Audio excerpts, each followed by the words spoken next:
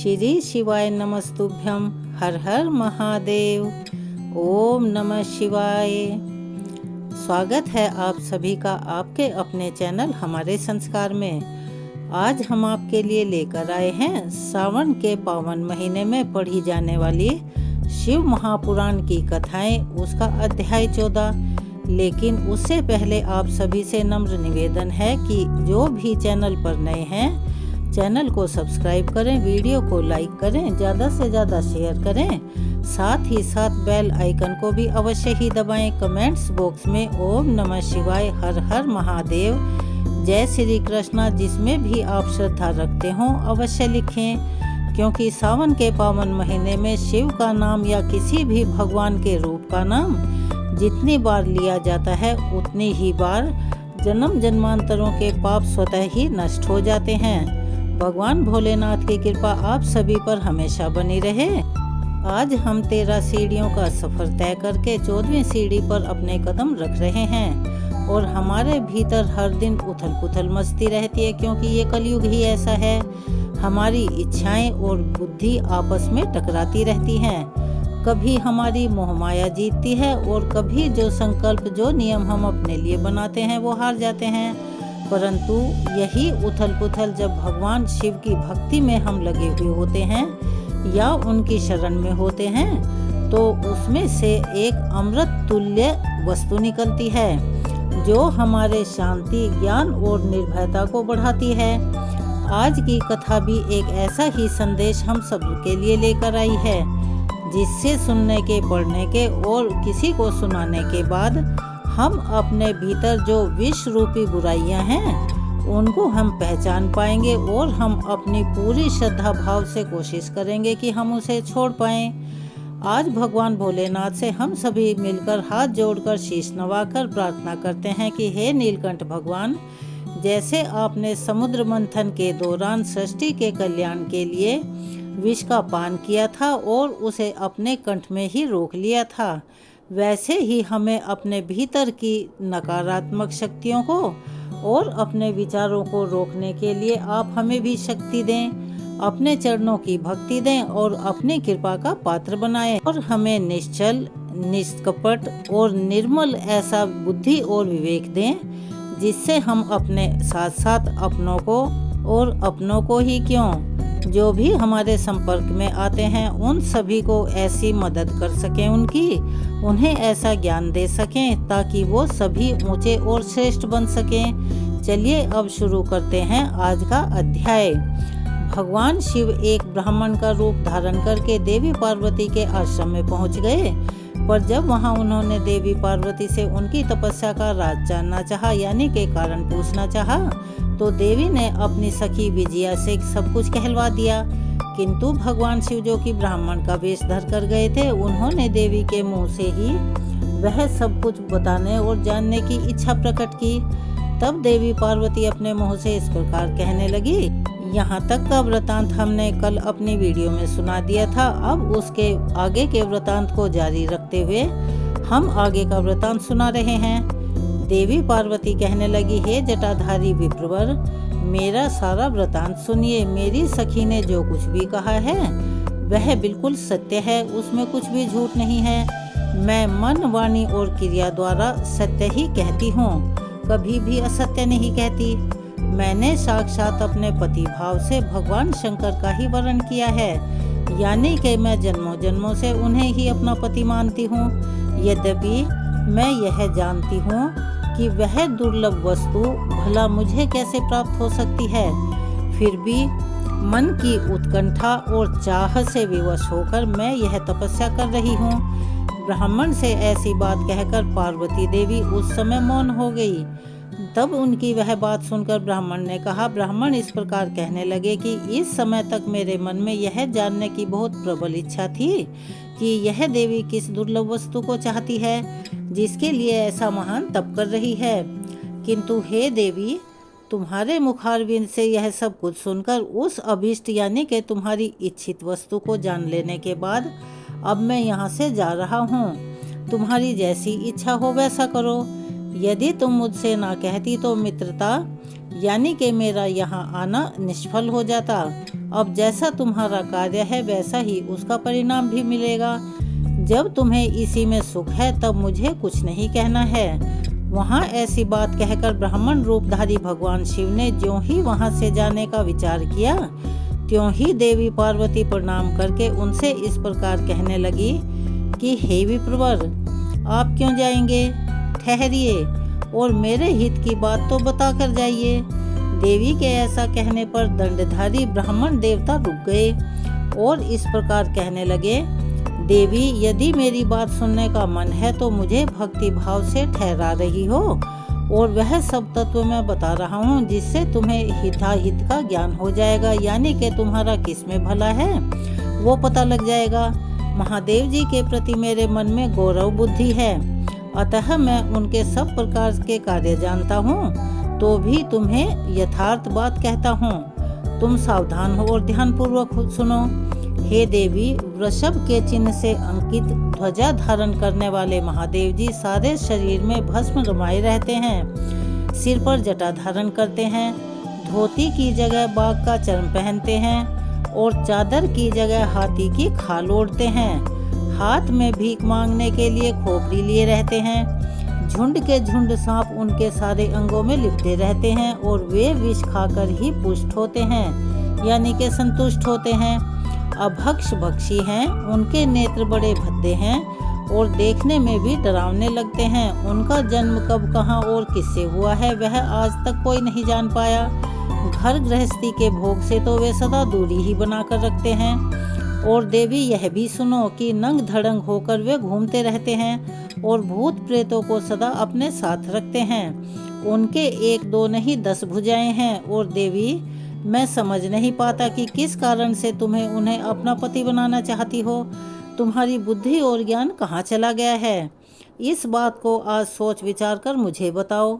दक्ष ने अपने यज्ञ में अपनी ही पुत्री सती को केवल यही सोचकर नहीं बुलाया था कि वह कपालधारी भिक्षुक की पत्नी है।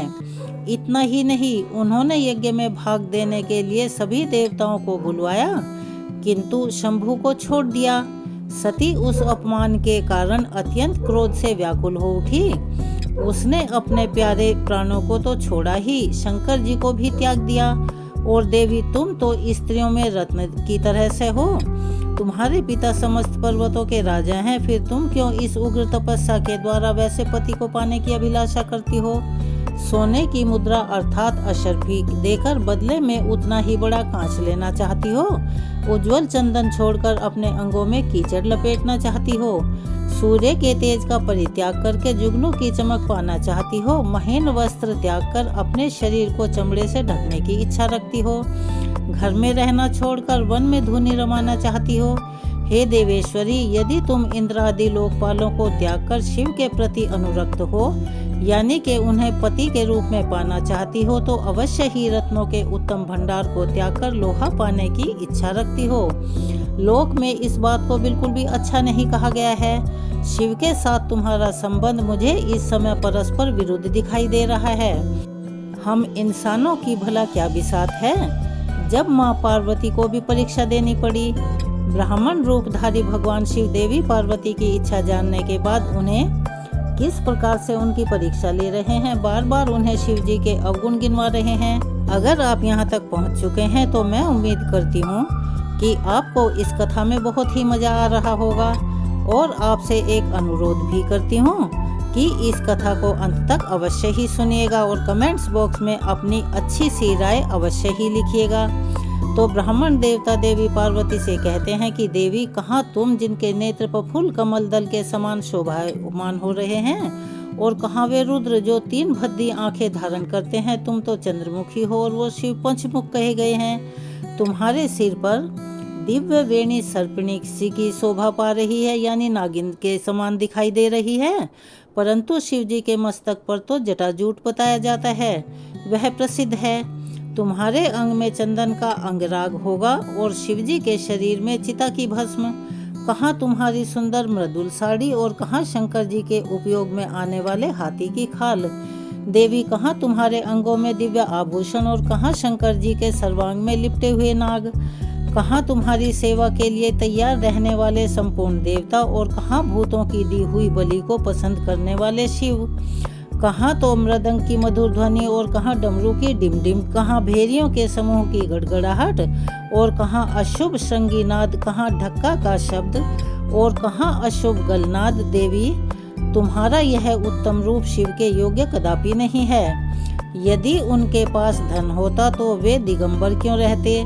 सवारी के नाम पर उनके पास एक बूढ़ा सा बैल है और दूसरी कोई सामग्री या साधन है ही नहीं। कन्या के लिए ढूंढे जाने वाले वरों में जो नारियों को सुख देने वाले गुण बताए गए हैं देवी, उनमें तो एक भी गुण है ही नहीं, उस भद्दी आंख वाले रुद्र में नहीं है।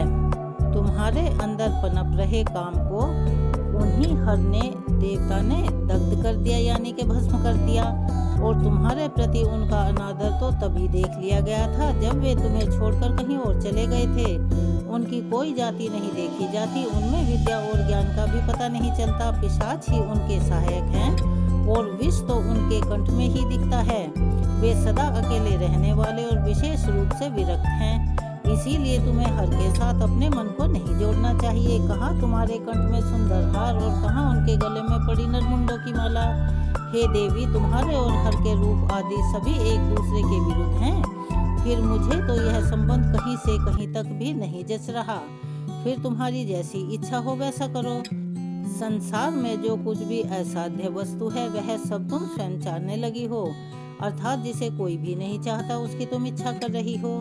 अतः मैं कहता हूँ कि तुम उस असाध्य की ओर से अपना मन हटा लो, नहीं तो फिर जो चाहे वो करो, मुझे कुछ नहीं कहना। श्री ब्रह्मा जी कहते हैं, हे नारद, यह बात सुनकर देवी पार्वती शिव की निंदा करने वाले ब्राह्मण पर मन ही मन क्रोधित हो उठी और उनसे इस प्रकार बोली। पार्वती जी कहने लगी कि बाबा जी, अब तक तो मैंने यह समझा था कि कोई दूसरे ज्ञानी महात्मा आ गए हैं, परंतु अब सब ज्ञात हो गया है।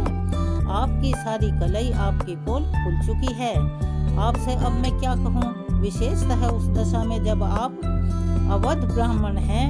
हे ब्राह्मण देवता, आपने जो कुछ कहा है वह सब मुझे पहले से ही पता है, परंतु वह सब झूठ है, उसमें कुछ भी सच नहीं है। आपने कहा था कि मैं शिव को जानता हूँ, और अगर आपकी यह बात ठीक होती तो आप ऐसी युक्ति और बुद्धि के विरुद्ध बातें कदापि नहीं कहते। ठीक है, कभी कभी महेश्वर अपनी लीला शक्ति से प्रेरित होकर तथाकथित अद्भुत वेश धारण कर लिया करते हैं, परंतु वास्तव में वे साक्षात परब्रह्म परमात्मा हैं। उन्होंने तो स्वेच्छा से ही शरीर धारण किया हुआ है। आप ब्रह्मचारी का स्वरूप धारण कर मुझे ठगने के लिए तैयार होकर यहाँ पर आए और अनुचित और असंगत युक्तियों का सहारा लेकर छल कपट से युक्त बातें बोल रहे हैं।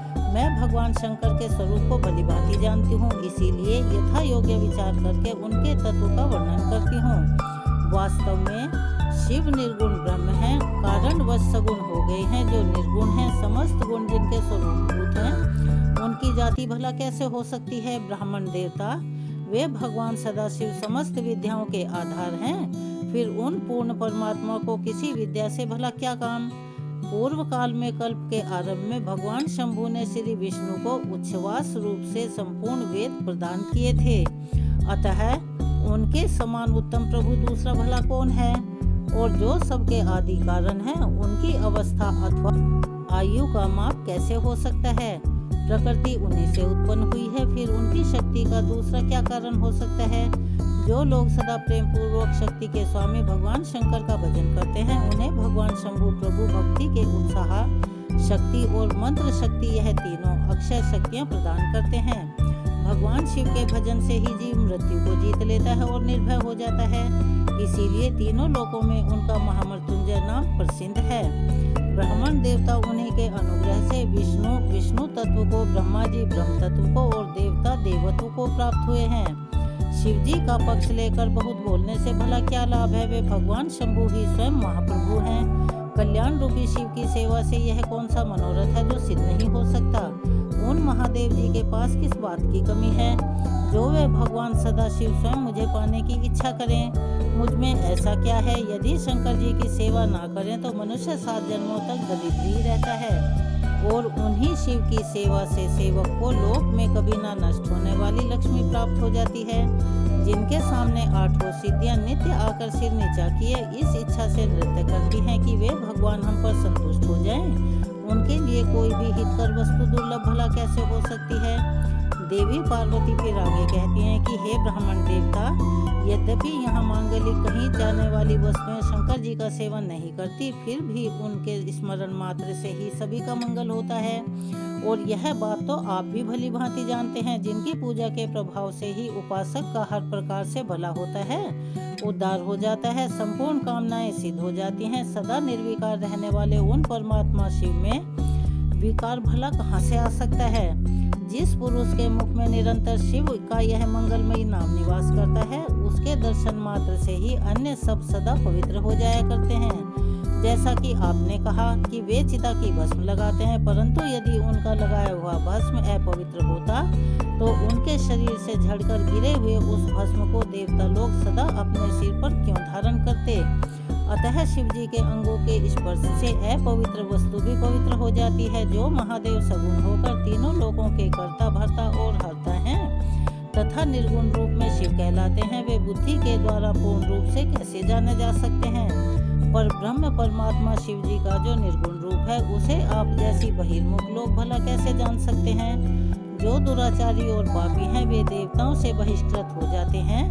ऐसे लोग निर्गुण शिव के तत्व को नहीं जानते और ना कभी जान पाएंगे। जो पुरुष तत्व को ना जानने के कारण यहाँ शिव की निंदा करता है, उसके जन्म भर का सारा संचित पुण्य जो कि उसने इकट्ठा किया हो वह तुरंत भस्म हो जाता है। और आपने जो यहाँ अमित तेजस्वी महादेव जी की निंदा की है और मैंने जो आपकी पूजा की है, उससे मुझे पाप की भागिनी होना पड़ा है। शिवद्रोही को देखकर वस्त्र सहित स्नान करना चाहिए और शिवद्रोही का दर्शन हो जाने पर प्रायश्चित करना चाहिए। इतना कहकर देवी पार्वती उस ब्राह्मण पर अधिक रुष्ट होकर कहने लगी, अरे दुष्ट, तूने कहा था कि मैं शंकर को जानता हूँ, परंतु निश्चय ही तूने उन सनातन शिव को नहीं जाना। भगवान रुद्र को तू जैसा कहता है वे वैसे ही क्यों न हो, उनके जैसे भी बहुसंख्यक रूप भला क्यों न हो, सत्पुरुषों के प्रियतम नित्य निर्विकार वे भगवान शिव ही मेरे अभिष्टतम देव हैं। ध्यान पूर्वक सुनो, ब्रह्मा और विष्णु कभी भी उन महात्मा हर के समान नहीं हो सकते। फिर दूसरे देवताओं की तो भला बात ही क्या है, क्योंकि वे सदैव काल के अधीन हैं। और इस प्रकार अपनी शुद्ध बुद्धि से तत्वतः विचार कर मैं शिव जी के लिए वन में आकर बड़ी भारी तपस्या कर रही हूँ। वे भक्त वत्सल सर्वेश्वर शिव ही हम सबके परमेश्वर हैं। दीनों पर अनुग्रह करने वाले उन महादेव को ही प्राप्त करने की मेरी इच्छा है। श्री ब्रह्मा जी कहते हैं, नारद, ऐसी बात कहकर गिरिराज नंदनी गिरिजा मौन हो गई और निर्विकार चित्त से भगवान शिव का भजन और ध्यान करने लगी। देवी की बात सुनकर वह ब्रह्मचारी ब्राह्मण ज्यों ही फिर कुछ कहने के लिए तैयार हुआ, त्यों ही शिव में आसक्ति होने के कारण उनकी निंदा सुनने से विमुख हुई पार्वती अपनी सखी विजया से शीघ्र बोली। पार्वती जी कहने लगी, हे सखी, इस अधम ब्राह्मण को यत्न पूर्वक रोक लो, यह फिर कुछ कहना चाहता है।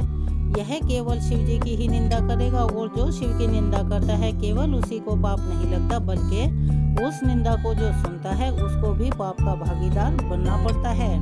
भगवान शिव के उपासकों को चाहिए कि वे शिव जी की निंदा ना कभी खुद करें और ना ही करने वाले का सहयोग करें। यदि वह ब्राह्मण हो तो उसे अवश्य ही त्याग दें और स्वयं उस निंदा के स्थान से शीघ्र दूर चले जाएं। यह दुष्ट ब्राह्मण फिर शिव जी की निंदा करेगा। ब्राह्मण होने के कारण यह तो वध्य नहीं है, यानी कि इसका वध नहीं कर सकते, इसको नहीं मार सकते, अतः यह त्याग देने के योग्य है। किसी भी तरह इसका मुंह नहीं देखना चाहिए।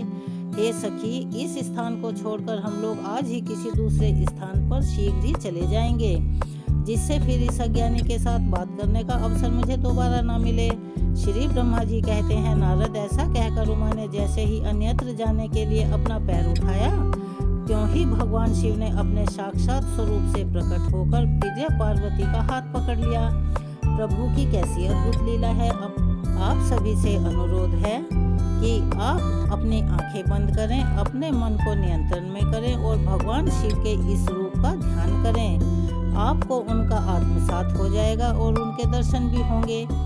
जैसे ही तैयार हुई उमा का हाथ भगवान रुद्र ने पकड़ा, तब उनके स्वरूप का जिस प्रकार से शिवा ध्यान करती थी वैसा ही सुंदर रूप धारण करके भगवान शिव ने उन्हें दर्शन दिए। देवी पार्वती ने लज्जावश ये सब देखकर अपना मुंह नीचे की ओर कर लिया।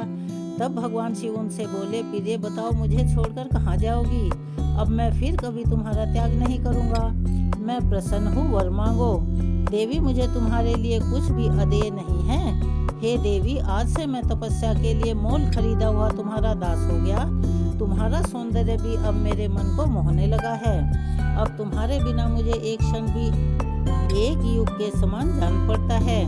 देवी, अब लज्जा छोड़ो, तुम तो मेरी सनातन पत्नी हो। हे गिरिराज नंदनी, हे महेश्वरी, मैंने जो कुछ कहा है उस पर श्रेष्ठ बुद्धि से विचार करो।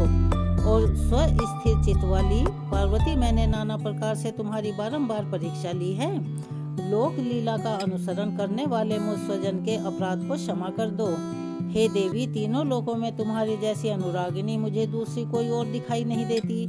मैं सर्वथा तुम्हारे अधीन हूँ। तुम्हारी इच्छा पूर्ण हो, प्रिय मेरे साथ आओ। तुम मेरी पत्नी हो और मैं तुम्हारा पति हूँ, यानी वर हूँ। तुम्हारे साथ मैं शीघ्र ही अपने निवास स्थान उत्तम पर्वत कैलाश को चलूंगा। श्री ब्रह्मा जी कहते हैं, देवाधिदेव महादेव जी के ऐसा कहने पर पार्वती देवी आनंद मग्न हो उठी। उनका तपस्या जनित पहले का सारा कष्ट मिट गया। हे मुनि श्रेष्ठ सती साध्वी पार्वती जी की सारी थकावट दूर हो गई, क्योंकि परिश्रम का फल जो प्राप्त हो गया था, और परिश्रम का फल प्राप्त हो जाने पर प्राणी का पहले वाला सारा जो भी श्रम होता है, उसकी थकन होती है, वह स्वतः ही नष्ट हो जाता है। श्री ब्रह्मा जी कहते हैं, नारद, परमात्मा हर की यह बात सुनकर और उनके आनंददायी रूप का दर्शन पाकर पार्वती को बड़ा हर्ष हुआ। उनका मुख प्रसन्नता से खिल उठा, वे बहुत सुख का अनुभव करने लगी। फिर उन महासाध्वी शिवा ने अपने पास ही खड़े हुए भगवान शिव से कहा, देवेश्वर, आप मेरे स्वामी हैं। हे प्रभु, पूर्व काल में आपने जिसके लिए हर्षपूर्वक दक्ष के यज्ञ का विनाश किया था, उसे क्यों बुला दिया था? वे ही आप हैं और वही मैं हूँ। हे देवेश्वरी, इस समय मैं तारकासुर से दुख पाने वाले देवताओं के कार्य की सिद्धि के लिए रानी मैना के गर्भ से उत्पन्न हुई हूँ। हे देवेश, यदि आप प्रसन्न हैं और यदि मुझ पर कृपा रखते हैं तो मेरे पति बन जाइए। हे ईशान, हे प्रभु, मेरी यह बात मान लीजिए। आपकी आज्ञा लेकर मैं पिता के घर जाती हूँ। अब आप अपने विवाह रूप परम उत्तम विशुद्ध यश को सर्वत्र विख्यात कीजिए। हे नाथ, हे प्रभु, आप तो लीलाएं करने में कुशल हैं, अतः मेरे पिता हिमवान के पास चलिए और याचक बनकर उनसे मेरे लिए याचना कीजिए। लोक में मेरे पिता के यश को फैलाते हुए आपको ऐसा ही करना चाहिए। इस तरह आप मेरे संपूर्ण गृहस्थ आश्रम को सफल बनाइए। जब आप प्रसन्नता पूर्वक ऋषियों से मेरे पिता को सब बातों की जानकारी देंगे, तब मेरे पिता अपने भाई बंधुओं के साथ आपकी आज्ञा का पालन करेंगे, इसमें कोई शंका नहीं है। प्रभु, जब मैं पहले प्रजापति दक्ष की कन्या थी और मेरे पिता ने आपके हाथ में मेरा हाथ दिया था, उस समय आपने शास्त्रोक्त विधि से विवाह का कार्य पूरा नहीं किया, अतः उस विवाह में ग्रह पूजन विषय की बड़ी भारी त्रुटि रह गई थी। इसीलिए प्रभु, हे महादेव, अब की बार देवताओं के कार्य की सिद्धि के लिए आप शास्त्रोक्त विधि से विवाह कार्य का समापन कीजिए। विवाह की जैसी रीति है उसका पालन आपको अवश्य करना चाहिए। मेरे पिता हेमवान को यह अच्छी तरह से ज्ञात हो जाना चाहिए कि मेरी पुत्री ने शुभकारक तपस्या की है। देवी पार्वती की ऐसी बात सुनकर भगवान सदाशिव बड़े प्रसन्न हुए और उनसे हंसते हुए बड़े प्रेम पूर्वक कहने लगे। भगवान शिव ने कहा, हे देवी, हे महेश्वरी, मेरी यह उत्तम बात सुनो। यह उचित मंगल कारक और निर्दोष है, इसे सुनकर ठीक वैसा ही करो। हे वरानने, ब्रह्मा आदि जितने भी प्राणी हैं वे सब अनित्य हैं। हे भामिनी, यह सब जो कुछ दिखाई देता है इसे नश्वर समझो। मैं निर्गुण परमात्मा ही गुणों से युक्त हो एक से अनेक हो गया हूँ। जो अपने प्रकाश से प्रकाशित होता है वही परमात्मा मैं दूसरे के प्रकाश से प्रकाशित होने वाला हो गया। देवी, मैं स्वतंत्र हूँ, परंतु तुमने मुझे परतंत्र बना दिया। समस्त कर्मों को करने वाली प्रकृति और महामाया तुम ही हो। यह संपूर्ण जगत महामाया से ही रचा गया है। मुझ सर्वात्मा परमात्मा ने अपनी उत्तम बुद्धि के द्वारा इसे धारण मात्र कर रखा है। सर्वत्र परमात्मा का भाव रखने वाले सर्वात्मा पुण्यवानों ने इसे अपने भीतर सींचा है और यह तीनों गुणों से अविशिष्ट है। हे देवी, हे वरवर्णिनी, कौन मुख्य ग्रह है, कौन सी ऋतु समूह है अथवा कौन दूसरे उपग्रह हैं? इस समय तुमने शिव के लिए क्या कहा है, किस कर्तव्य का विधान किया है? गुण और कार्य के भेद से हम दोनों ने इस जगत में भक्त वत्सलता के कारण भक्तों को सुख देने के हेतु अवतार ग्रहण किया है। तुम ही रज सत तमोमयी अर्थात त्रिगुणात्मिका सूक्ष्म प्रकृति हो, सदा व्यापार कुशल, सगुणा और निर्गुणा भी हो। सुमध्य में मैं यहाँ संपूर्ण भूतों का आत्मा निर्विकार और निरह हूँ। भक्त की इच्छा से मैंने शरीर धारण किया है। हे शैलजे, मैं तुम्हारे पिता हिमालय के पास नहीं जा सकता तथा भिक्षुक होकर किसी तरह तुम्हारी उससे याचना भी नहीं कर सकता। हे गिरिराज नंदनी, महान गुणों से अत्यंत गौरवशाली महात्मा पुरुष भी अपने मुंह से देही अर्थात तो यह बात निकालने पर तत्काल लघुता को प्राप्त हो जाते हैं। हे कल्याणी, ऐसा जानकर हमारे लिए क्या कहती हो? भद्रे, तुम्हारी आज्ञा से ही मुझे अब सब कुछ करना है, अतः जैसी तुम्हारी इच्छा हो वैसा करो। महादेव जी के ऐसा कहने पर भी सती साध्वी कमल लोचना महादेवी शिवा ने उन भगवान शंकर को बारंबार भक्ति भाव से प्रणाम करके कहा। देवी बोली, नाथ, आप तो आत्मा हैं और मैं प्रकृति, इस विषय में विचार करने की कोई बात ही नहीं है। हम दोनों स्वतंत्र और निर्गुण होते हुए भी भक्तों के अधीन होने के कारण सगुण हो जाते हैं। हे शंभु, हे प्रभु, आपको प्रयत्न पूर्वक मेरी प्रार्थना के अनुसार ही कार्य करना चाहिए। हे शंकर, आप मेरे लिए याचना करें और हिमवान को दाता बनने का सौभाग्य भी प्रदान करें। हे महेश्वर, मैं सदा आपकी भक्तिनी हूँ, अतः मुझ पर कृपा कीजिए। नाथ, सदा जन्म जन्म में मैं आपकी पत्नी होती रही हूँ। आप परब्रह्म परमात्मा हैं, निर्गुण हैं, प्रकृति से परे हैं, निर्विकार निरीही और स्वतंत्र परमेश्वर हैं, तथापि भक्तों के उद्धार में संलग्न होकर यहाँ सगुण भी हो जाते हैं। स्व आत्मा राम होकर भी लीला बिहारी बन जाते हैं, क्योंकि आप नाना प्रकार की लीलाएं करने में कुशल हैं। हे महादेव, हे महेश्वर, मैं सब प्रकार से आपको जानती हूँ। हे सर्वज्ञ, अब बहुत कुछ कहने से भला क्या लाभ है? अब मुझ पर दया कीजिए। प्रभु, हे नाथ, महान प्रभु, आप अद्भुत लीला करके लोक में अपने सुयश का विस्तार कीजिए, जिसे गाकर लोग अनायास भवसागर से पार हो जाएं। श्री ब्रह्मा जी कहते हैं, हे नारद, ऐसा कहकर गिरिजा ने महेश्वर को बारंबार प्रणाम किया और मस्तक झुकाकर हाथ जोड़कर मौन हो गई। उनके ऐसा कहने पर महात्मा महेश्वर ने लोक लीला का अनुसरण करने के लिए वैसा करना स्वीकार कर लिया। देवी पार्वती ने जो कुछ कहा था उसी को प्रसन्नता पूर्वक करने के लिए तैयार होकर वे हंसने लगे। उसके पश्चात वे शंभु हर्ष से भरे हुए अंतर ध्यान होकर कैलाश को चले गए। उस समय काली के विरह से उनका चित्त उन्हीं की ओर खिंच गया था। कैलाश पर जाकर परमानंद में निमग्न हुए महेश्वर ने अपनी नंदी आदि गणों से वे सारा वृतांत कह सुनाया। वे भैरव आदि सभी गण भी सब समाचार सुनकर अत्यंत सुखी हो गए और महान उत्सव करने लगे। नारद उस समय वहाँ महान मंगल होने लगा, सबके दुख नष्ट हो गए और रुद्रदेव को भी पूर्ण आनंद प्राप्त हुआ। श्री ब्रह्मा जी कहते हैं, नारद, भगवान शंकर के अपने स्थान को चले जाने पर सखियों सहित देवी पार्वती भी अपने रूप को सफल महादेव जी का नाम लेती हुई अपने पिता के घर चली गई। पार्वती जी का आगमन सुनकर मैना और हिमवान दिव्य रथ पर आरूढ़ होकर हर्ष से विभल होकर उनकी आगवानी के लिए अर्थात उनके सम्मान के लिए, उनके स्वागत के लिए चले। पुरोहित, पुरवासी, अनेकानेक सखियां और अन्य सभी संबंधी भी वहां पहुंचे। पार्वती जी के सारे भाई मेनका आदि बड़े हर्ष के साथ जय जयकार करते हुए उन्हें घर ले जाने के लिए आ गए। इसी बीच में पार्वती अपने नगर के निकट आ गई। नगर में प्रवेश करते समय शिवा देवी ने अपने माता पिता को देखा, जो कि बहुत ही प्रसन्न और हर्ष से विभलित होकर दौड़े चले आ रहे थे। उन्हें देखकर हर्ष से भरी हुई काली ने सखियों सहित प्रणाम किया। माता पिता ने पूर्ण रूप से आशीर्वाद देकर पुत्री को अपने सीने से लगा लिया और मेरी बच्ची ऐसा कहकर प्रेम से विवल होकर रोने लगे। और फिर अपने घर की दूसरी स्त्रियों और भाभियों ने भी बड़ी प्रसन्नता के साथ प्रेम पूर्वक उन्हें अपनी भुजाओं में भरकर भेंट लिया, यानी कि अपने गले से लगा लिया। देवी, तुम्हें अपने कुल का उद्धार करने वाले उत्तम कार्य को अच्छी प्रकार सिद्ध किया है। तुम्हारे सदाचरण से तो हम लोग भी पवित्र हो गए। ऐसा कहकर सभी लोग हर्ष के साथ पार्वती जी की बहुत प्रशंसा करते हुए उन्हें प्रणाम करने लगे। लोगों ने चंदन और सुंदर फूलों से शिवा देवी को पूजित किया और फिर उस अवसर पर विमान पर बैठे हुए देवताओं ने भी पार्वती जी के नमस्कार करके उन पर आसमान से ही फूलों की वर्षा करते हुए उनकी स्तुति की।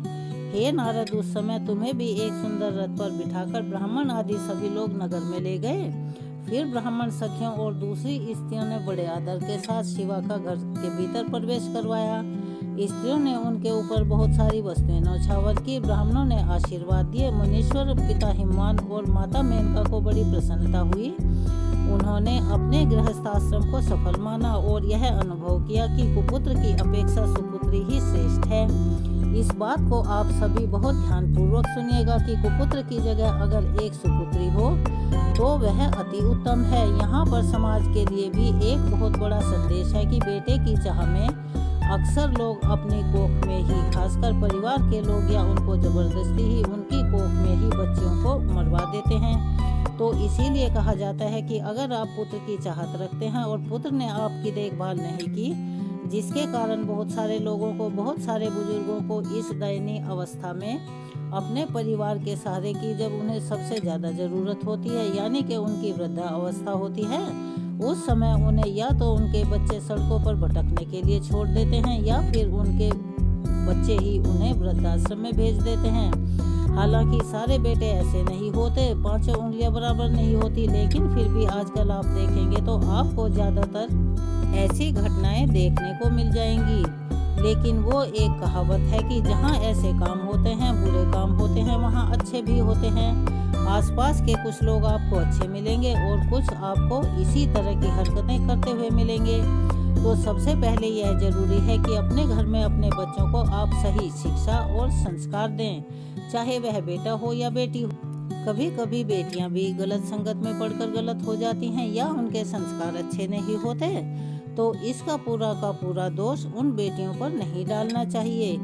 देवी पार्वती की गई तपस्या की सफलता सुनकर उनके माता पिता कितने प्रसन्न हुए, इस बात का वर्णन तो आप इस अध्याय में सुन ही रहे हैं। जब उनकी जो आसपास की स्त्रियां थी, सबने अपनी अपनी प्रिय वस्तुएं देवी पर न्यौछावर की, तो ब्राह्मणों ने भी उन्हें आशीर्वाद दिए। पिता हिमवान और माता मैना तो बहुत ही प्रसन्न हुए। जाहिर सी बात है, जिनकी पुत्री साक्षात भगवान महादेव का वरण कर लिया हो, उन्हें प्रसन्नता भला क्यों नहीं होगी। उन्होंने अपने गृहस्थाश्रम को सफल मानकर यह अनुभव किया कि कुपुत्र की अपेक्षा सुपुत्री ज्यादा श्रेष्ठ है।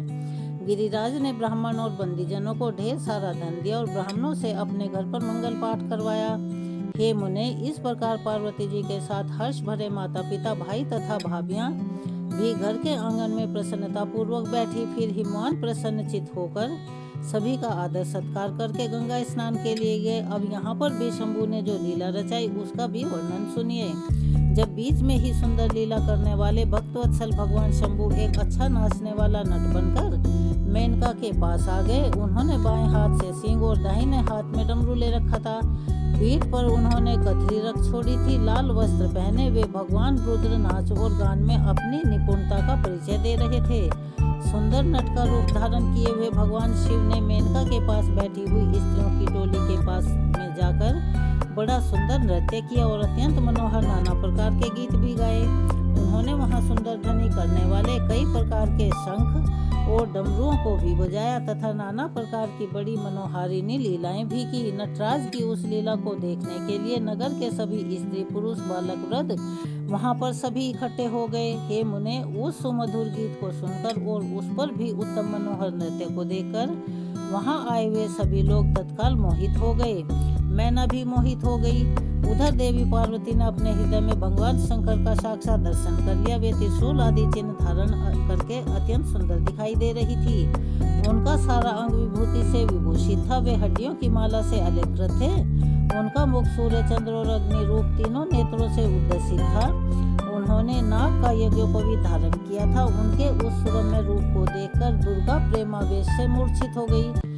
गौर वर्ण विभूषित दीन बंधु दया सिंधु और सर्वथा मनोहर महेश्वर पार्वती जी से यह कह रहे थे कि वर मांगो। अपने हृदय में विराजमान महादेव जी को इस रूप में देखकर देवी पार्वती उन्हें प्रणाम किया और मन ही मन यह वर भी मांगा कि बस आप मेरे पति हो जाइए। प्रभु प्रीति युक्त हृदय से शिवा को वैसा कल्याणकारी वर देकर वे पुनः अंतर ध्यान हो गए। वहां पूर्ववत भिक्षा मांगने वाला नट बनकर पहले की तरह उत्तम नृत्य करने लगे। उस समय मैना सोने की थाली में रखे हुए बहुत सारे सुंदर रत्न लेकर उन्हें प्रसन्नता पूर्वक देने के लिए गई। उनका वह ऐश्वर्य देखकर भगवान शिव बड़े ही प्रसन्न हुए। मन से तो वे बड़े प्रसन्न हुए, परंतु उन्होंने उन रत्नों को स्वीकार नहीं किया। वे भिक्षा में उनकी पुत्री शिवा को ही मांगने लगे। अब आप भी मन में धारणा कीजिए कि कहाँ तो भला भगवान शिव और कहाँ एक साधारण सा नट। मैना अपनी पुत्री का हाथ किसके हाथ में देना चाहती थी। अब भोलेनाथ की लीला तो देखिए। पहले उन्होंने देवी पार्वती की परीक्षा ली, फिर उन्होंने अब उनकी माता मैना की परीक्षा लेना चाहा। जब रानी मैना से उन्होंने उनकी पुत्री का हाथ मांगने की बात की, फिर से वह पहले की तरह सुंदर नृत्य और गान करने को तैयार हुए, तो मैना उस भिक्षुक नट की बात सुनकर बहुत ही क्रोधित हो गई और उसे डांटने लगी, फटकारने लगी। उनके मन में तो उसे बाहर निकाल देने की भी इच्छा हुई। इसी बीच में गिरिराज हिमवान गंगा जी से स्नान कर लौट आए। उन्होंने अपने सामने उस निराकार भिक्षु को आंगन में खड़ा हुआ देखा, तो मैना के मुख से यह सारी बातें सुनकर उन्हें भी बड़ा गुस्सा आया। और भला नट हमारी पुत्री से विवाह करना चाहता है। उन्होंने उसी समय अपने सेवकों को आज्ञा दी कि इस नट को यहाँ से बाहर निकाल दो। हे मुनि श्रेष्ठ, वे नटराज विशालकाय अग्नि की भांति अपने उत्तम तेज से प्रज्वलित हो रहे थे। उन्हें छूना भी कठिन था। अब ऐसे में उन्हें भला बाहर तो कोई कैसे निकाल सकता था। कोई उन्हें छू तक नहीं पाया, क्योंकि उन्हें छूना भी बड़ा दुर्लभ काम था। तात फिर तो नाना प्रकार की लीलाओं में विशारद उन भिक्षु शिरोमणि ने शैलराज को अपना अनंत प्रभाव दिखाना प्रारंभ कर दिया। हिमवान ने देखा कि भिक्षुक ने वहां तत्काल ही भगवान विष्णु का रूप धारण कर लिया है। उनके मस्तक पर किरीट, कानों में कुंडल और शरीर पर पीत वस्त्र शोभायमान हो रहे थे। उनकी 4 भुजाएं हैं। हिमवान ने पूजा के समय गदाधारी श्री हरि को जो पुष्प आदि चढ़ाए थे, वे सब उन्होंने उस भिक्षु के शरीर और मस्तक पर देखे। फिर गिरिराज ने उन भिक्षु शिरोमणि को जगत सृष्टा चतुर्मुख ब्रह्मा जी के रूप में देखा, जिनके शरीर पर वर्ण लाल था और वे वैदिक सूक्त का पाठ कर रहे थे। फिर शैलराज ने उन कौतुककारी नटराज को एक ही क्षण में जगत के नेत्र रूप सूर्य के आकार में देखा। तात इसके बाद तो वे महान अद्भुत रुद्र के रूप में दिखाई दिए। उनके साथ देवी पार्वती भी थी और वे उत्तम तेज से संपन्न रमणीय रुद्र धीरे धीरे हंस रहे थे। फिर वे केवल तेजोमयी रूप में दृष्टिगोचर हुए। उनका वह स्वरूप निराकार, निरंजन, उपाधि शून्य, निरीह और अत्यंत अद्भुत था। इस प्रकार एक क्षण में ही हिमवान ने उनके बहुत सारे रूप देख लिए थे। इससे उन्हें बड़ा विस्मय हुआ और वे तुरंत ही परमानंद में निमग्न हो गए। फिर सुंदर लीला करने वाले उन भिक्षु शिरोमणि ने हिमवान और मैना से दुर्गा को ही भिक्षा के रूप में मांगा, क्योंकि दूसरी कोई वस्तु ग्रहण ही नहीं की। परंतु शिव जी की माया से मोहित होने के कारण शैलराज ने उनकी उस प्रार्थना को स्वीकार नहीं किया। फिर भिक्षु ने भी कोई वस्तु नहीं ली और वे वहां से अंतर्ध्यान हो गए।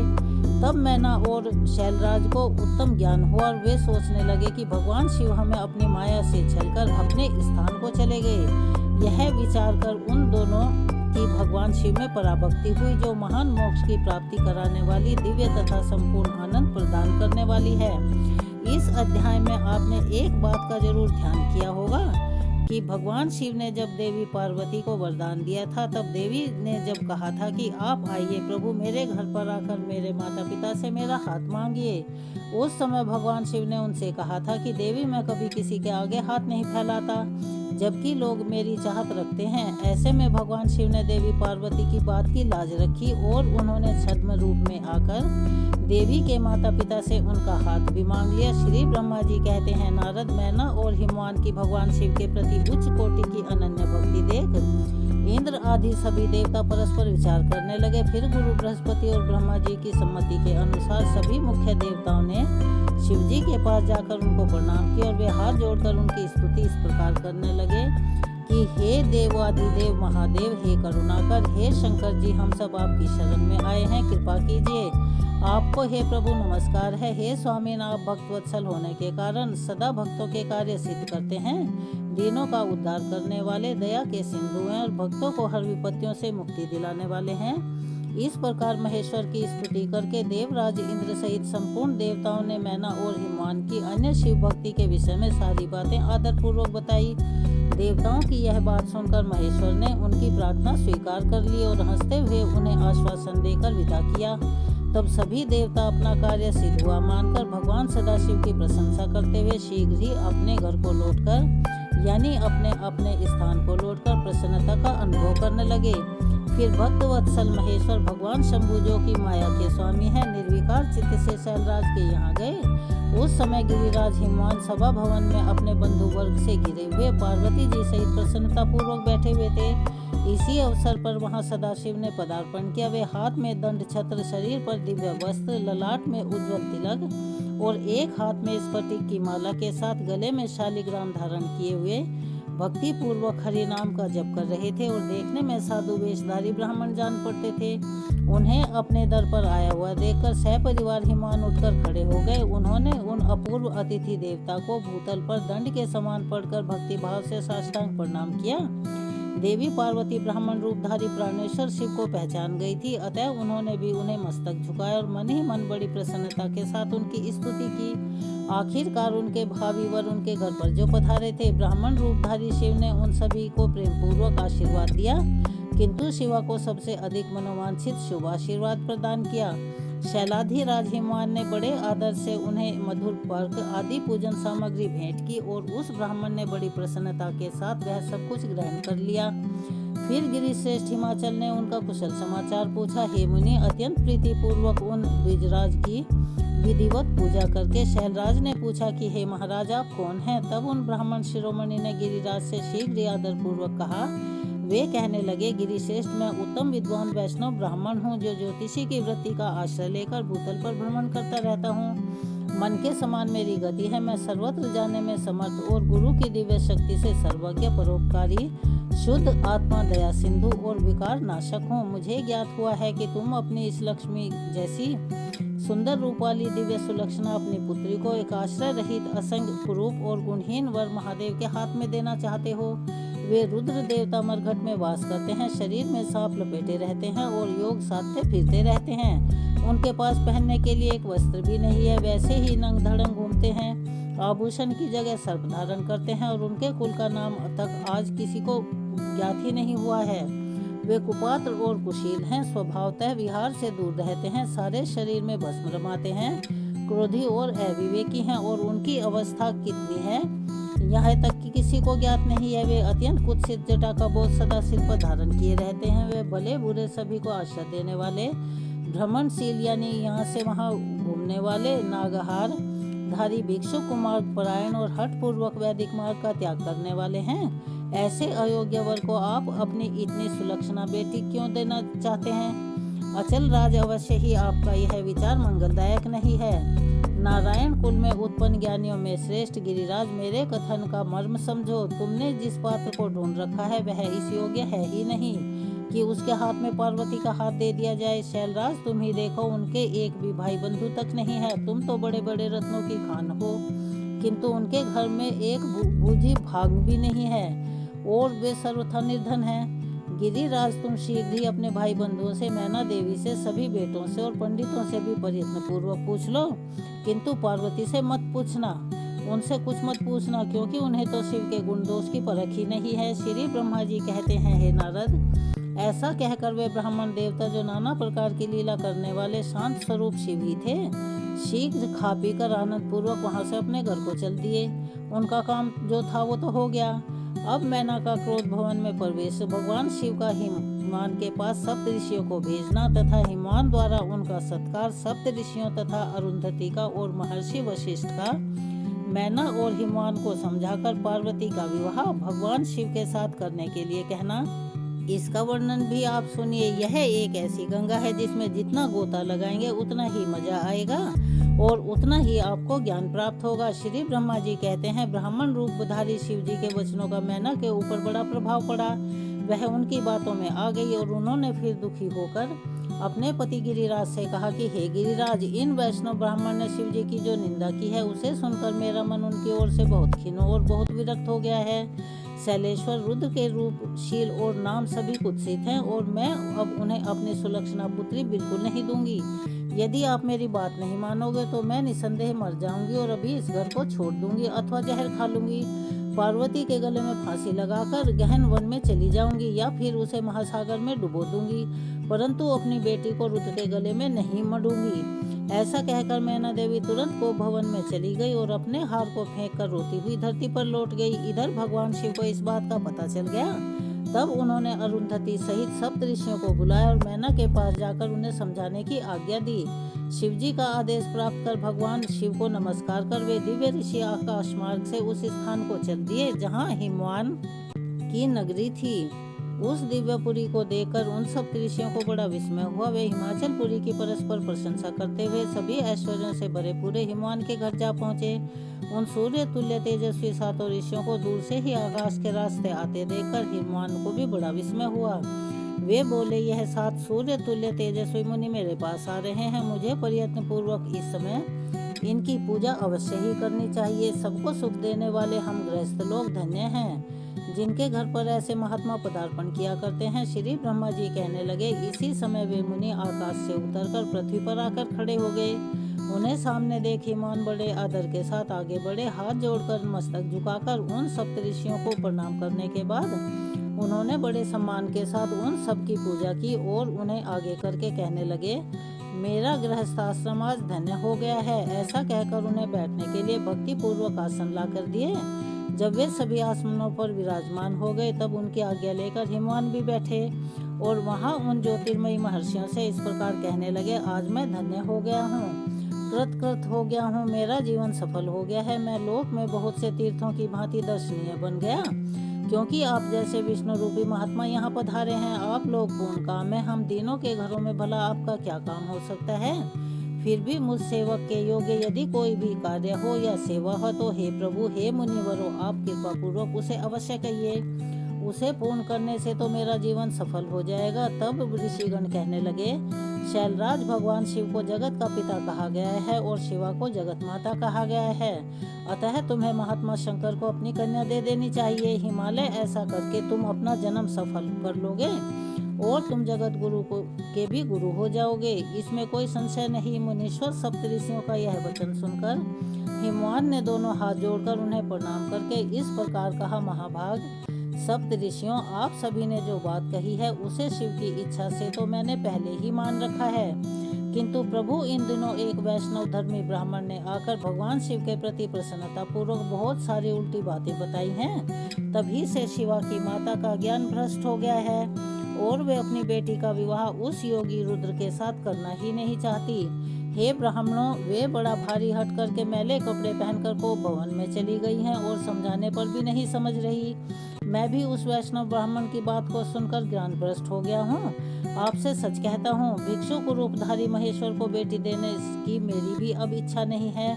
श्री ब्रह्मा जी कहते हैं, हे नारद, मुनियों के बीच में बैठे हुए शैलराज शिव की माया से मोहित होकर उपर्युक्त बात कहकर चुप हो गए। तब उन सभी सप्तऋषियों ने शिव की माया को समझ लिया और प्रशंसा करके मेनका के पास अरुंधति को भेजा। पति की आज्ञा पाकर ज्ञानदायिनी अरुंधति देवी तुरंत उस घर में गई। उस गोप भवन में गई जहाँ मैना और पार्वती थी। जाकर उन्होंने देखा कि मैना तो शोक से व्याकुल होकर पृथ्वी पर पड़ी हैं। तब उन साध्वी देवी ने बड़ी सावधानी के साथ मधुर और हितकर बात कही। अरुंधति बोली, साध्वी रानी, मैनके उठो, अरुंधति तुम्हारे घर में आई हूँ और दयालु सप्तऋषि भी पधारे हैं। अरुंधति का स्वर सुनकर मेनका शीघ्र धरती से उठ बैठी और लक्ष्मी जैसी तेजस्विनी उन पतिव्रता देवी के चरणों में मस्तक रखकर बोली, अहो, हम पुण्य जन्मा जीवों को आज ही किस पुण्य का फल मिला है कि हमारे इस घर में जगत श्रेष्ठा ब्रह्मा जी की पुत्र वधू और महर्षि वशिष्ठ की पत्नी पधारी हैं। हे देवी, आप किस लिए आई हैं यह मुझे बतलाइए। मैं और मेरी पुत्री आपकी दासी के समान हैं। आप हम पर कृपा कीजिए। मेनका के ऐसा कहने पर साध्वी अरुंधति ने उनको बहुत अच्छी तरह से समझाया बुझाया। उन्हें साथ लेकर वे प्रसन्नता पूर्वक उस स्थान पर आई जहाँ वे सप्तऋषि विद्यमान थे। सप्तऋषि बातचीत में बड़े निपुण थे। उन सभी ने भगवान शिव के युगल चरणारविंदों का स्मरण करके शैलराज को समझाना शुरू किया। ऋषिगण इस प्रकार कहने लगे, शैलेंद्र, हमारा शुभ कारक वचन सुनो। तुम पार्वती का विवाह शिव के साथ कर दो और संहार करता रुद्र के ससुर बन जाओ। शंभु तो सर्वेश्वर हैं, वे किसी से याचना नहीं करते। स्वयं श्री ब्रह्मा जी ने भी तारकासुर के विनाश के लिए एक वीर पुत्र उत्पन्न करने के उद्देश्य को लेकर भगवान शिव से यह प्रार्थना की कि वे अब विवाह कर लें। भगवान शंकर तो योगियों के शिरोमणि हैं, वे विवाह के लिए कतई उत्सुक नहीं हैं। केवल श्री ब्रह्मा जी की प्रार्थना से ही वे महादेव तुम्हारी कन्या का पानी ग्रहण करेंगे। तुम्हारी पुत्री ने जब तपस्या की थी उस समय उनके सामने उन्होंने इस विवाह की प्रतिज्ञा कर ली थी। और अब केवल उन्हीं 2 कारणों से भगवान शिव विवाह करेंगे। ऋषियों की ये बात सुनकर हिमालय हंस पड़े और फिर कुछ भयभीत होकर विनयपूर्वक बोले। हिमालय ने कहा, मैं शिव के पास कोई भी राजोचित सामग्री नहीं देखता हूँ मुनिवर। उनका ना तो कोई घर है, ना ऐश्वर्य है, ना कोई खजाना है और ना कोई स्वजन है, ना बंधु बांधव है। मैं अत्यंत निर्लिप्त योगी को अपनी बेटी नहीं देना चाहता। आप लोग वेद विद्याता ब्रह्मा जी के पुत्र हैं, अतः आप निश्चित विचार कीजिए और कहिए, जो पिता काम से, मोह से, भय से अथवा लोभ से किसी अयोग्य वर के हाथों में अपनी कन्या को दे देता है, वह मरने के बाद घोर नरक में पड़ता है। अतः मैं स्वेच्छा से भगवान शूलपाणि को अपनी कन्या नहीं दूंगा। इसीलिए महर्षियों, जो उचित विधान हो उसे आप लोग कीजिए। नारद हिमाचल के इस वचन को सुनकर बातचीत करने में निपुण महर्षि वशिष्ठ ने उनसे इस प्रकार कहा। वशिष्ठ कहने लगे, शैलेश्वर मेरी बात सुनो। यह सर्वथा तुम्हारे लिए हितकारक, धर्म के अनुकूल, सत्य और इस लोक और परलोक में सुखदायक है। शैलराज, लोक तथा वेद में 3 प्रकार के वचन होते हैं। शास्त्रज्ञ पुरुष जो शास्त्रों को जानते हैं, अपनी निर्मल ज्ञान दृष्टि से उन सब प्रकार के वचनों को जानता है। एक तो वह वचन है जो तत्काल सुनने में बड़ा प्रिय लगता है, बड़ा सुंदर लगता है, परंतु अपने पीछे वह बड़ा ही असत्य और अहितकारक सिद्ध होता है। इसीलिए हमने शुरू में ही आपको बताया था कि इस अध्याय में बहुत सारी ऐसी बातें हैं जो आपके मन की उथल पुथल को शांत करेंगी और आपको सही दिशा दिखाएंगी। आप सभी ध्यान पूर्वक उन्हें एक बार फिर दोबारा से सुनिएगा। ऐसा वचन बुद्धिमान शत्रु ही कहता है, जो उससे कभी किसी का हित नहीं होता। दूसरा वचन वो है जो आरंभ में तो अच्छा नहीं लगता, उसे सुनकर अप्रसन्नता होती है, नाराजगी होती है, परंतु परिणाम में वह सुख देने वाला होता है, जिसे कटु सत्य भी कहते हैं। और इस तरह का वचन कहकर दयालु धर्मशील बंधु बांधव ही कर्तव्य का बोध कराता है। तीसरी श्रेणी का कथन वो है जो सुनते ही अमृत के समान मीठा लगता है और सभी काल में, सभी स्थिति में सुख देने वाला होता है और उसे सत्य कहते हैं। सत्य ही उसका सार होता है, इसीलिए वह हितकारी होता है। ऐसे वचन सबसे श्रेष्ठ और सभी के लिए अभीष्ट हैं। शैलराज, इस तरह नीति शास्त्र में 3 प्रकार के वचन कहे गए हैं। इन तीनों में से तुम्हें कौन सा वचन अभीष्ट है, तुम बताओ। मैं तुम्हारे लिए वैसा ही वचन कहूँगा। भगवान शंकर संपूर्ण देवताओं के स्वामी हैं। उनके पास बाह्य संपत्ति नहीं है कि जो दिखाई दे। इसका कारण यह है कि उनका चित्त एकमात्र ज्ञान के महासागर में मग्न रहता है। जो ज्ञान आनंद स्वरूप और सभी के ईश्वर हैं, उन्हें लौकिक बाह्य वस्तुओं की क्या इच्छा होगी। गृहस्थ पुरुष राज्य और संपत्ति से सुशोभित होने वाले वर को अपनी पुत्री देता है, क्योंकि किसी दीन दुखी को कन्या देने से पिता कन्या घाती होता है, उसे कन्या के वध का पाप लगता है। कौन जानता है कि भगवान शंकर दुखी हैं। कुबेर जिनके किंकर हैं और अपनी भूभंग की लीला मात्र से संसार की सृष्टि और संहार करने में समर्थ हैं, उन्हें गुणातीत परमात्मा और प्रकृति से परे परमेश्वर कहा जाता है। सृष्टि पालन और संहार करने वाली जिनकी त्रिविध मूर्ति ही ब्रह्मा विष्णु और हर नाम धारण करती है, उन्हें कौन निर्धन अथवा कौन दुखी कह सकता है। ब्रह्मलोक में निवास करने वाले, ब्रह्मा क्षीर सागर में रहने वाले श्री हरि तथा कैलाशवासी हर, यह सब शिव की ही विभूतियां हैं। शिव से प्रकट हुई प्रकृति भी अपने अंश से 3 प्रकार की मूर्तियों को धारण करती है। जगत में लीला शक्ति से प्रेरित होकर वह अपनी कला से बहुत से रूप धारण करती है। समस्त वांग्मयी की अधिष्ठात्री देवी वाणी उनके मुख से प्रकट हुई हैं और सर्वसम्मत स्वरूपिणी लक्ष्मी वक्ष स्थल से आविर्भूत हुई हैं और शिवा ने देवताओं के एकत्र हुए तेज से अपने को प्रकट किया है। संपूर्ण दानवों का वध करके देवताओं को स्वर्ग की लक्ष्मी प्रदान की थी। देवी शिवा कल्पांतर में दक्ष की पत्नी के उदर से जन्म ले सती नाम से प्रसिद्ध हुई और हर को उन्होंने पति के रूप में प्राप्त किया। दक्ष ने स्वयं ही भगवान शिव को अपनी पुत्री दी थी। सती ने पति की निंदा सुनकर योग बल से अपने शरीर को त्याग दिया था। वे ही सती अब तुम्हारे घर में पैदा हुई हैं। शैलराज, वे शिवा जन्म जन्म में शिव की ही पत्नी होती हैं। प्रत्येक कल्प में बुद्धि रूपा दुर्गा ज्ञानियों की श्रेष्ठ माता होती हैं। यह सदा सिद्ध, सिद्धदायिनी और सिद्ध रूपनी है। भगवान हर चिता भस्म के रूप में सती के अस्थि पूर्ण को ही स्वयं प्रेम पूर्वक अपने अंगों में धारण करते हैं। अतः हे गिरिराज, तुम स्वेच्छा से ही अपनी मंगलमयी कन्या को भगवान हर के हाथों में दे दो। यदि तुम नहीं दोगे तो वह स्वयं प्रियतम के स्थान में चली जाएंगी। देवेश्वर से तुम्हारी पुत्री का अनंत क्लेश देखकर ब्राह्मण के रूप में इसकी तपस्या के स्थान पर आए थे और इसके साथ विवाह की प्रतिज्ञा करके इसे आश्वासन और वर देकर अपने आवास और अपने स्थान को वापस लौट गए। हे गिरे, पार्वती की प्रार्थना से ही शंभु ने तुम्हारे पास आकर इसके लिए याचना की और तुम दोनों ने शिव भक्ति में मन लगाकर उनकी इस याचना को स्वीकार भी कर लिया था। गिरीश्वर, बताओ फिर किस कारण से तुम्हारी बुद्धि विपरीत हो गई। भगवान शिव ने देवताओं की प्रार्थना से प्रभावित होकर हम सब ऋषियों को और अरुंधति देवी को भी तुम्हारे पास भेजा है। हम तुम्हें यही शिक्षा देते हैं कि पार्वती को रुद्र के हाथों में दे दो। हे गिरे, ऐसा करने पर तुम्हें महान आनंद प्राप्त होगा। शैलेंद्र, यदि तुम स्वेच्छा से अपनी बेटी शिवा को शिव के हाथों में नहीं दोगे, भावी या न होने के बल से इन दोनों का विवाह हो जाएगा। तात भगवान शंकर ने तपस्या में लगी हुई पार्वती को ऐसा ही वर दिया। भगवान की हुई प्रतिज्ञा कभी पलट नहीं सकती, यानी झूठ नहीं हो सकती। हे गिरिराज, ईश्वर के वश में रहने वाले समस्त साधु पुरुषों की भी प्रतिज्ञा का संसार किसी के द्वारा उल्लंघन होना कठिन है। फिर साक्षात ईश्वर की प्रतिज्ञा के लिए तो भला कहना ही क्या है। आज की कथा को हम यहीं विराम देते हैं। इसके आगे की कथा हम कल अपनी आने वाली वीडियो में सुनाएंगे। कृपया उसका भी इंतजार कीजिएगा और उसे भी अवश्य ही सुनिएगा। एक बार मेरे साथ प्यार से बोलिए, भगवान भोलेनाथ की जय। हर हर महादेव, बम बम भोले। एक बार हम सभी मिलकर भगवान भोलेनाथ से प्रार्थना करें कि इस कथा को पढ़ने में, सुनने में या सुनाने में अगर हमसे भूल से भी कोई गलती हुई हो तो उसके लिए हमें क्षमा करें, और जैसा हमसे बन पड़ा हमने वैसा किया।